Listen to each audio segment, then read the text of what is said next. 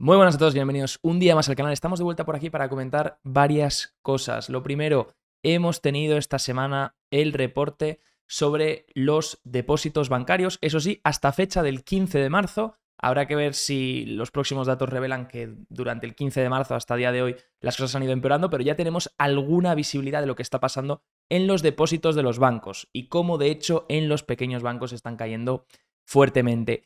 El optimismo sigue muy ligero, de hecho tira más el mercado hacia un pesimismo, todavía no es extremo, pero poco a poco el mercado está más pesimista tras todo el estrés financiero que hemos vivido en las últimas semanas. Dato curioso también que vamos a comentar, estamos en récord de activos en los fondos monetarios. Vamos a entender qué significa esto, por qué esto ha ocurrido, qué es lo que está pasando y por qué la gente está rotando su dinero de los depósitos aquí. Luego también hablaremos de la volatilidad, MOVE y VIX. Recuerden, mercado de bonos para la volatilidad del MOVE, VIX para la del SP500. Y vamos a ver por qué una dice una cosa y otra está diciendo otra. Vamos a ver quién miente. Y vamos a hablar también del efecto Minsky, de esa duda que se ha puesto esta semana sobre si estamos entrando, se está empezando a hablar. Algunos analistas, como desde JP Morgan, Kolanovic, han hablado de que estamos en un efecto Minsky. Y vamos a explicar qué significa este efecto Minsky y por qué surge y cuáles son las tres fases. Y si realmente estamos en uno o no, voy a dar obviamente mi opinión sin tenerla 100% certera. Por otro lado, fondos, ¿dónde están entrando? ¿Dónde está el dinero? Sigue entrando el dinero en la renta variable pasiva y sigue saliendo de los fondos activos. Esto es lo que está haciendo que el mercado esté sosteniendo más fuerte de lo habitual. ¿Y por qué además sostienen las empresas típicas, sobre todo las más grandes? Porque esto es lo que está haciendo. La gente está comprando fondos pasivos y esto es lo que está permitiendo que el mercado pues todavía no caiga de una forma más drástica o incluso tenga más resiliencia de lo que muchos inversores esperaban. Arrancamos ya, tenemos ese reporte 15 de marzo H.8, donde nos muestran los depósitos. Caída drástica de los depósitos. Fijaros que es la mayor caída desde abril de 2022. Entonces, una caída importante, sí que es verdad que la hemos vivido durante el año también, pero son 98.000 millones de salidas de depósitos en esta última semana. En la última semana hasta el 15 de marzo. Si miramos en detalle dónde están esos depósitos, hacia dónde se están yendo, bueno, lo primero, los de los grandes bancos han incrementado, los depósitos de los grandes bancos han incrementado, mientras que los de los pequeños bancos han colapsado. Esto es lógico, el miedo sobre todo estaba en los pequeños bancos. Recordemos que Silicon Valley Bank y Signature Bank eran bancos regionales, luego a los que han atacado a First Republic Bank también es un banco más bien regional y estos bancos son los más expuestos. De cara a menor capital, más problemas de liquidez y sobre todo deuda más ilíquida, deuda más problemática. Y ahora vamos a hablar de la parte de real estate comercial, que ahí es donde pueden estar pasando cosas también importantes. Sea como sea, tenemos caída en los pequeños bancos, en los depósitos de los pequeños bancos. Esto ya lo dijimos en el anterior vídeo, pero a medida que los bancos sigan sufriendo niveles, bueno, sobre todo niveles de estrés y falta de liquidez, esto va a hacer que las empresas, que los bancos cada vez incrementen sus estándares para prestar, incrementen las condiciones financieras, se vuelvan más restrictivas y eso obviamente va a atacar a los pequeños negocios, porque el crédito se va a volver de más difícil acceso, los bancos van a retener mucho más, van a tener más cuidado, van a ver a quién prestan y sobre todo van a preservar más capital, ¿no? Si miramos este gráfico, puede resumir un poco todo de si hemos visto que los depósitos se están cayendo fuertemente, ¿dónde se está yendo el dinero? Y uno mira aquí y ve esto y rápidamente ve algo interesante, ¿no? Y es que si comparamos los intereses que se están pagando en los diferentes depósitos comparado con los fondos de mercado monetario, el fondo de mercado monetario al final no deja de ser un fondo que lo que busca es establecer, mantener la divisa, lo hace con letras, sobre todo compra mucha letra del tesoro. Tú puedes meter tu dinero en un fondo de mercado monetario y cuando los intereses son muy altos, sí que es verdad que los fondos de mercado monetario pueden llegar a pagar un interés interesante. Fijémonos que ahora los intereses de estos fondos de mercado monetario son los que son atractivos, mientras que los depósitos bancarios no están pagando dinero. ¿Quién prefieres que te deba? ¿El banco o el gobierno? Entonces, aquí cada uno tiene su opinión, pero claro, si el gobierno te debe, entonces estás más seguro en bonos y letras del Estado. Si el banco quieres que te deba, entonces estás más seguro en el banco, en depósitos. ¿Qué pasa? Que cuando tú sacas tu dinero, cuando tú ves que esto está en peligro y los bancos están sufriendo y esto te está dando una rentabilidad del 5% más o menos o del 4 o 3% a un riesgo incluso menor que los bancos, pues entonces te mueves. Y ahí es donde los bancos tienen que competir por pagar unos depósitos más atractivos.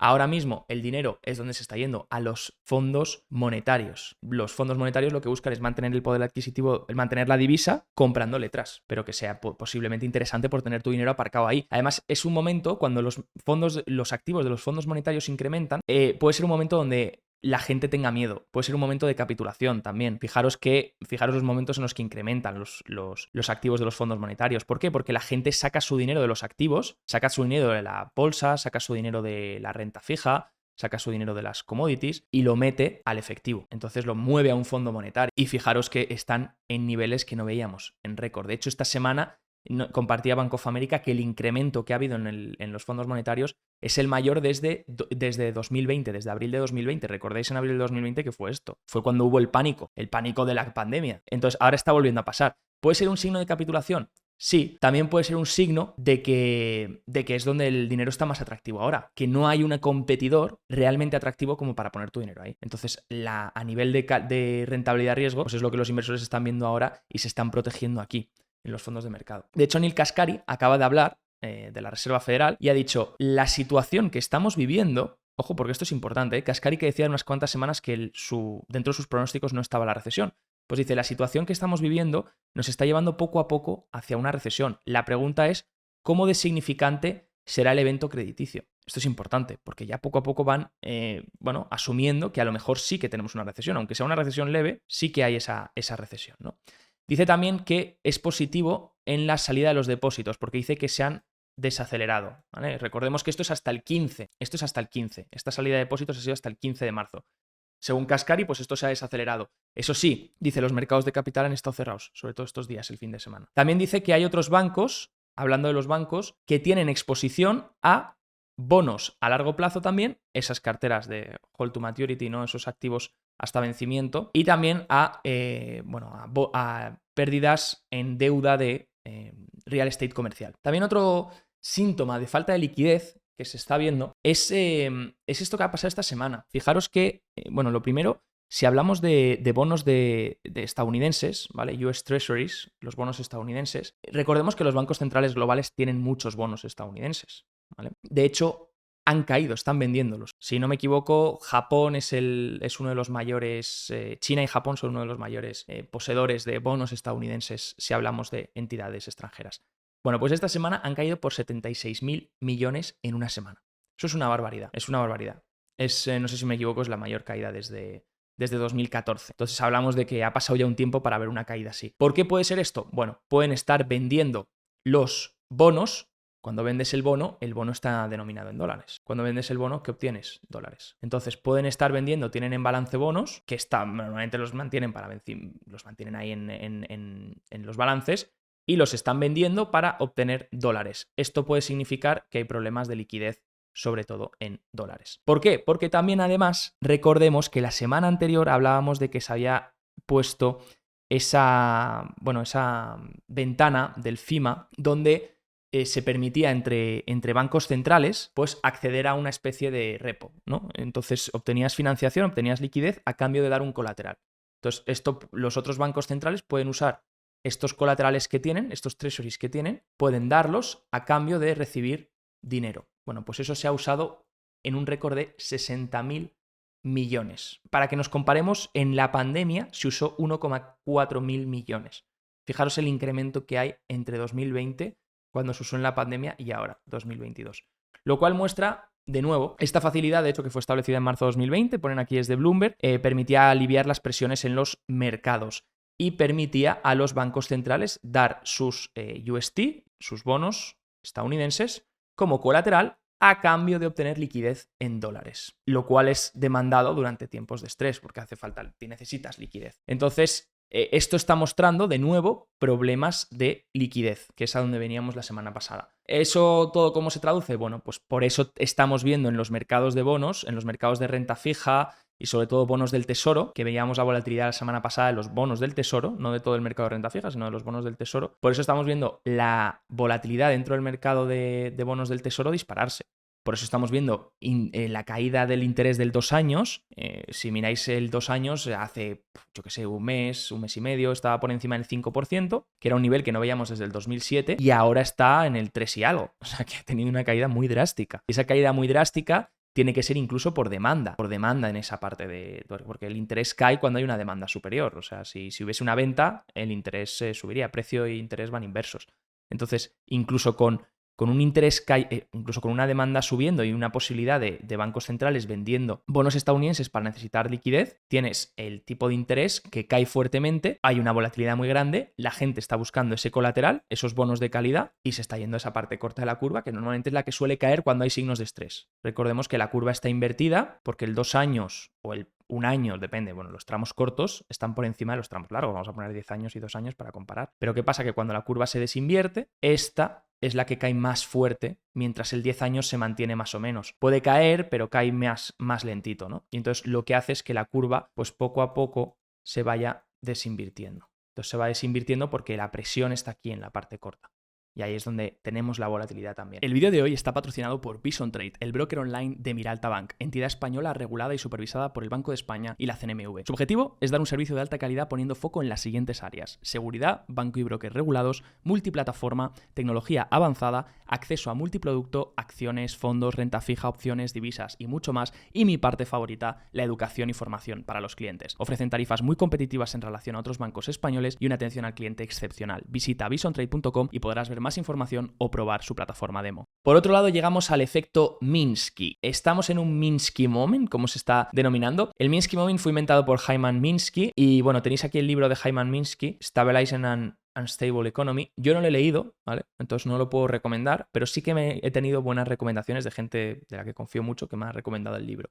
Entonces, si lo queréis leer, pues oye, ya me diréis qué tal es. Yo lo tengo pendiente en mi lista de pendientes, pero dicen que es una lectura obligada. Y además que está bien escrito, que no es denso o difícil de entender. Bueno, Minsky dictaminaba que hay 3 fases dentro del ciclo económico, del ciclo de deuda, donde cada vez que vas avanzando puede llegar a ser más preocupante hasta que llegas al Minsky Moment, que es cuando ya estás en la estafa Ponzi, que lo denomina, y ahí ya es muy tarde. Y ahí es ya cuando puedes tener una cascada de impagos de deuda, y ahí es cuando los activos caen. Bueno, sobre todo fijaros que se ve bien que cuando la deuda en relación con el PIB empieza a ser muy insostenible, pues ahí es cuando ya puedes estar entrando en esas fases, ¿no?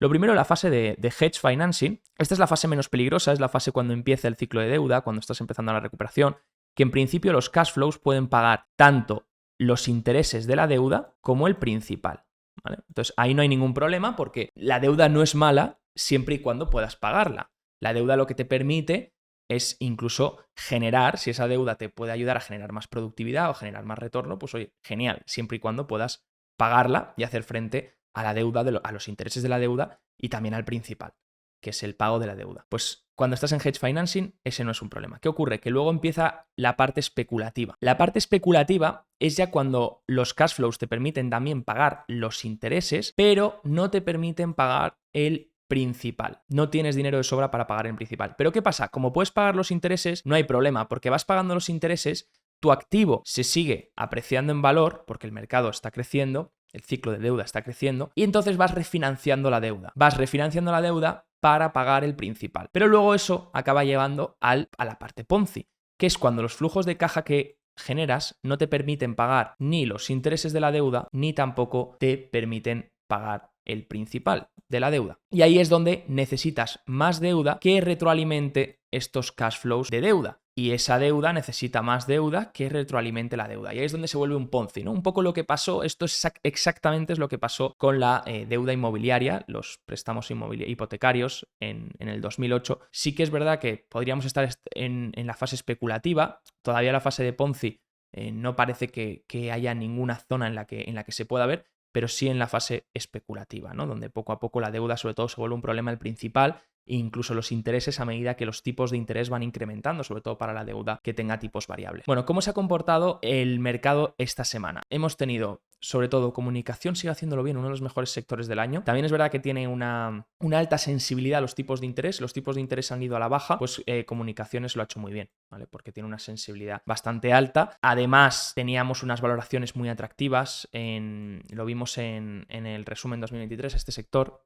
Había valoraciones de comunicación muy atractivas. Luego tenemos tecnología, que lo ha hecho bien esta semana, pero no confundirse, y este mes lo ha hecho bien por la bajada de los intereses también. Bien por bajar los intereses y las megacaps. Hemos visto esos flujos de entrada en los fondos pasivos, alimentan esas megacaps. La bajada de los intereses lo que hace es que los activos de alta duración lo hagan bien. Pero claro, esto luego tenemos que ver los beneficios, cómo impactan, qué resultados tienen los beneficios. Mientras que la parte defensiva lo sigue haciendo muy bien. Fijaros que la parte defensiva ya a un mes vista se ha puesto por encima de la cíclica.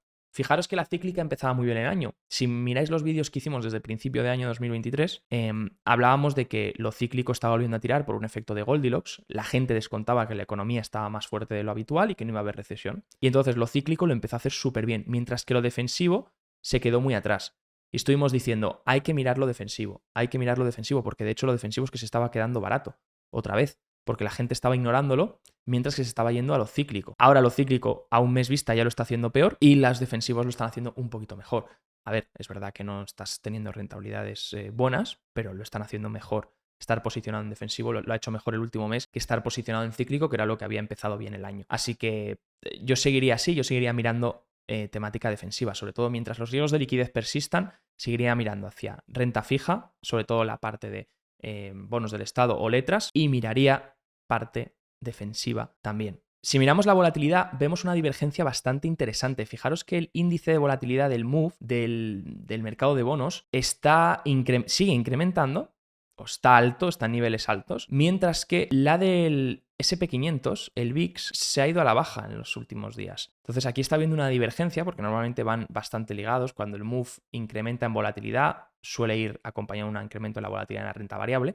Y ahora estamos viendo que la renta fija está con unos niveles de volatilidad más altos, mientras que el VIX, la renta variable, está con unos niveles de volatilidad más bajos.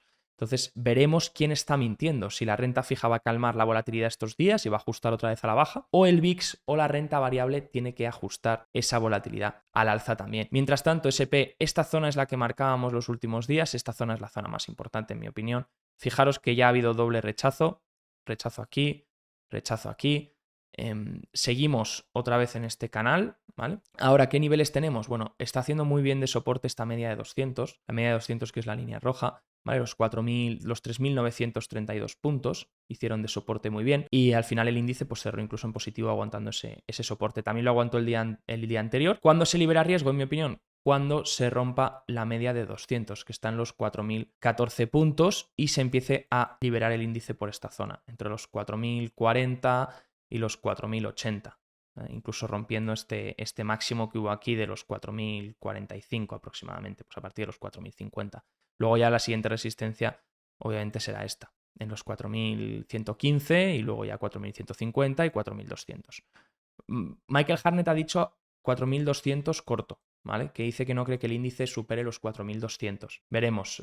Por ahora también hay posicionamiento bastante bajista, hay un sentimiento muy negativo con el tema de los bancos. Si hubiese cualquier tipo de noticia positiva, pues no me sorprendería incluso ver el índice intentar retestear otra vez estas zonas altas. 4.100, 4.150 puntos. Sea como sea, el nivel se libera a partir de aquí. Para mi opinión, el riesgo se libera a partir de aquí. Mientras esté por debajo de la media de 200 y no cierre por encima de los 4.045 o 4.050, yo creo que es bastante arriesgado, porque de hecho está demostrando que no quiere terminar de romper la media de 50 sesiones.